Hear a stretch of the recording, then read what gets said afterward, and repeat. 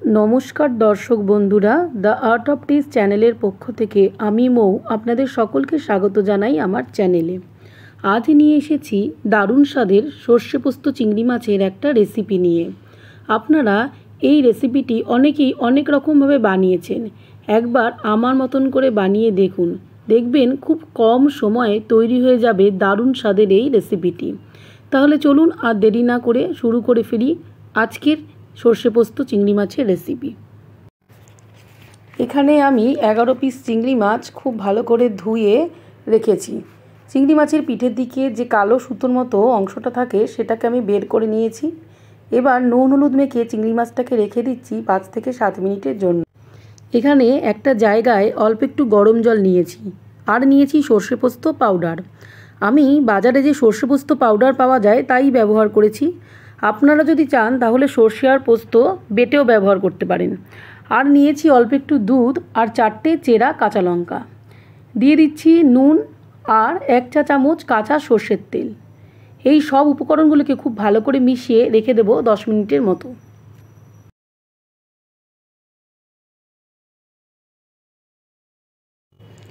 কড়াইতে 2 টেবিল চামচ সর্ষের তেল খুব ভালো করে গরম করে নিচ্ছি। তেল গরম হয়ে গেলে এর মধ্যে চিংড়ি মাছগুলোকে ছেড়ে দেব। গ্যাসের ফ্লেমটাকে মিডিয়ামে রাখছি। মাছগুলোকে খুব ভালো করে উল্টে পাল্টে ভেজে নিচ্ছি। খুব বেশি সময় ধরে মাছগুলোকে ভাজবো না, কারণ মাছগুলো যত বেশি সময় ধরে ভাজা হবে তত মাছগুলো শক্ত হয়ে যাবে এবং খেতে একদমই ভালো লাগবে না। এবার মাছগুলো মোটামুটি ভাজা হয়ে গেছে। এবার মাছগুলোকে তুলে নেব একটা পাত্রে।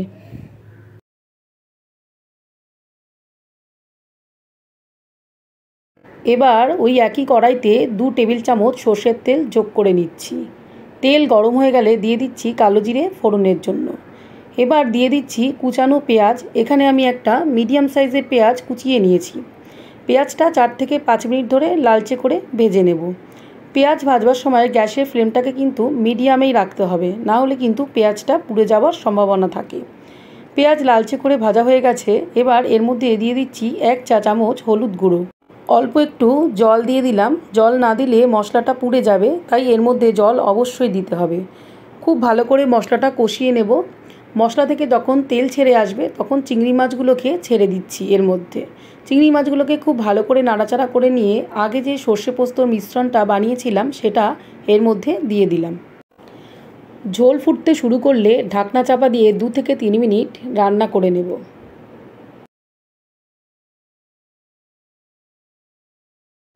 2 থেকে 3 মিনিট বাদে ঢাকনা তুলে এর মধ্যে দিয়ে দিলাম স্বাদমতো চিনি। এর মধ্যে নুন আর দিচ্ছি না, যেহেতু মাছের মধ্যে আর সর্ষে পোস্ত মিশ্রণের মধ্যে পরিমাণ মতো নুন আগেই দিয়ে দিয়েছি। আবারও ঢাকনা চাপা দিয়ে 2 মিনিট রান্না করে নেব। 2 মিনিট বাদে এবার এর মধ্যে দিয়ে দেব 1 টেবিল চামচ কাঁচা সর্ষের তেল।